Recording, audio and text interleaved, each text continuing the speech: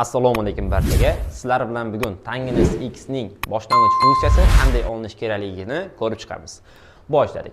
Tangens x ning boshlang'ich funksiyasi quyidagicha olinadi. Demak, integral tangens x ni trigonometrik ko'rinishda, ya'ni sinus x taqsim kosinus x shaklida yozib olamiz.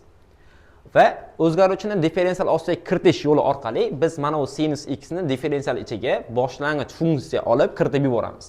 Demak, integral sinus tagida bir qoladi, taqsim kosinus x va sinus x ichkariga boshlang'ich olib kirganda d kosinus x bo'lib kiradi. Faqatgina sinusni boshlang'ichi minus kosinus bo'lganligi sababli uni minusini integral oldiga chiqarib yuboramiz. Barobar. Va endi nima ish qilamiz? Endi ikkalasi ham kosinus bo'lganligi uchun biz kosinus x ni biror bir harf bilan o'zgaruvchi bilan belgilash kiritib olamiz va misol uchun t harf bilan belgilab olamiz.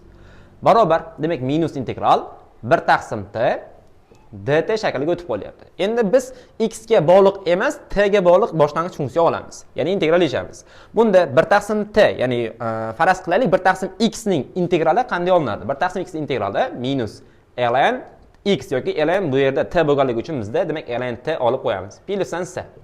Barobar, endi t ni o'rniga biz cosinus x qo'yib qo'ysak, bo'ldi. Demak, integral tangens x dx, ya'ni tangens x funksiyamizning boshlang'ich funksiyasi minus ln modulda cosinus x bo'lar ekan va unga qanaqadir ozoddan, ya'ni koeffitsiyentini qo'shib qo'yishimiz kerak bo'ladi. Demak, tangens x funksiyamizning boshlang'ich funksiyasi minus ln cosinus x bo'ladi.